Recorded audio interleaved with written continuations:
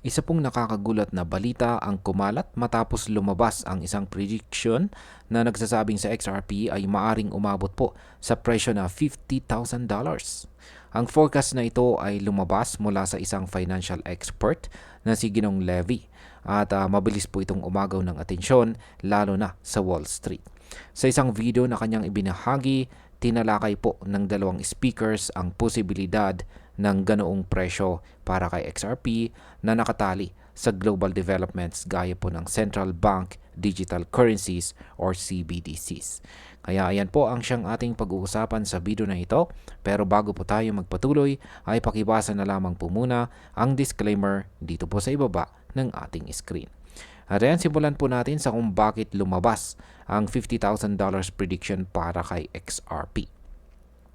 Ang naging pundasyon ng prediction na ito ay ang ideya na kapag nakapagtatag ang mga institution ng global frameworks para sa paggamit po ng digital currencies, magiging mas madali para sa kanila na magtakda ng presyo para kay XRP. Ang argumentong ito ay nag-uugnay sa role ni XRP sa global finance, lalo na kung magiging sentro po siya sa settlement ng cross-border payments. Kaya sa market impact, kapag naging parte talaga sa XRP ng global CBDC system, ang kanyang demand ay pwede pong lumobo ng sobra. Ang ganyang demand ay pwede pong magtulak sa presyo pataas kahit lampas sa nakikita nating historical highs. Ngayon ay ano po ang sabi ng mga naunang predictions para kay XRP?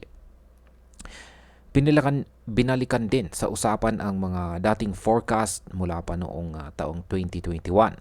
Noon marami pong XRP supporters ang nagsasabing kaya niyang umabot mula po sa $25,000 hanggang $37,500 per coin. Pero ayon po sa speakers sa video, nag-iba na ang ekonomiya ngayon. May malaking dagdag na liquidity or kapital ang pumasok sa global system simula taong 2021. Kaya sa market impact, ang mas malaking liquidity ay nangangahulugang mas maraming pera ang umiikot. Kaya posible ring suportahan ang mas mataas na valuation para kay XRP kung sakaling maging bahagi po siya ng central banking networks. Ngayon ay bakit ngayon ay mas mataas ang target na presyo? Nang tanungin kung lalampas ba si XRP sa dating projections, ang sagot po ng speaker ay oo. Ayon sa kanya, dahil po sa sobrang dami ng trillions of dollars na nadadagdag sa circulation ngayon, kaya nitong magbigay ng basihan para itaas ang dating projections. Kaya mula po sa dating $25,000 to $37,500 na range, inakyat ito sa $50,000. Kaya sa market impact, ang ganitong mataas na target ay maaaring magdala ng hype sa market. Kapag lumakas po ang hype, posibleng tumaas ang presyo ng XRP sa short term dahil po sa mga speculations kahit hindi pa fully confirmed ang ganitong valuations.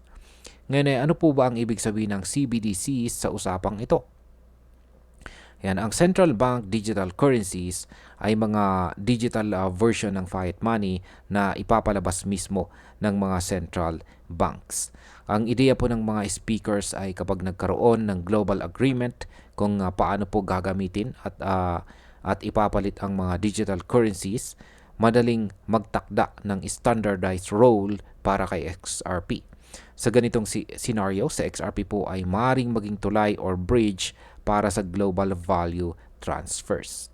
Kaya sa market impact, kapag napasama po sa XRP bilang utility token sa CBDC networks, tataas po ng gusto ang kanyang halaga dahil magiging critical siya po.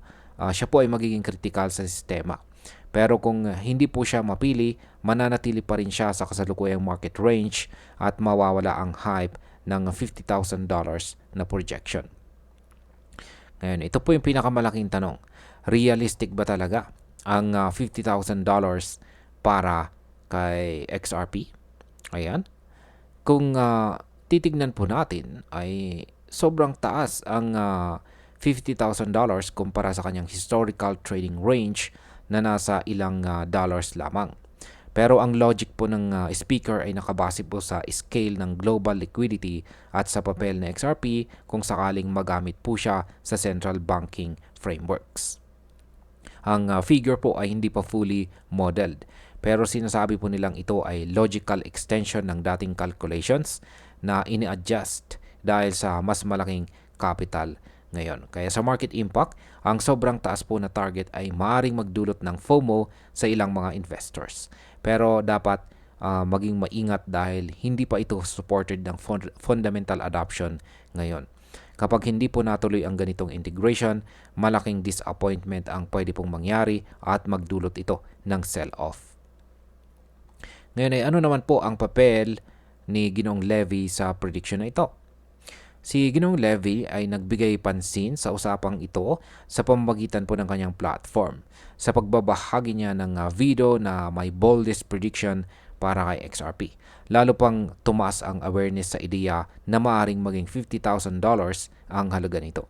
Kahit malayo pa ito sa kasalukuyang presyo, ipinapakita po ng aksyon ni Ginoong Levy na naniniwala siya na tumataas ang kahalagahan ng XRP sa global financial landscape.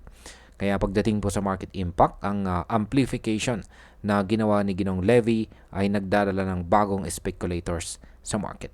Kapag marami pong traders ang nakakita ng ganitong bold predictions, natural lamang po natataas ang demand sa short term kahit hindi pa supported ng real adoption. Yan bilang panghuli. Para po sa akin, ang $50,000 prediction para kay XRP ay sobrang taas at medyo malayo po sa reality ngayon. Totoo na malaki po ang posibilidad ng adoption ng XRP, lalo na kung maging parte po siya ng CBDCs at global payment frameworks. Pero dapat po nating tandaan na wala pang official confirmation na ganito ang mangyayari.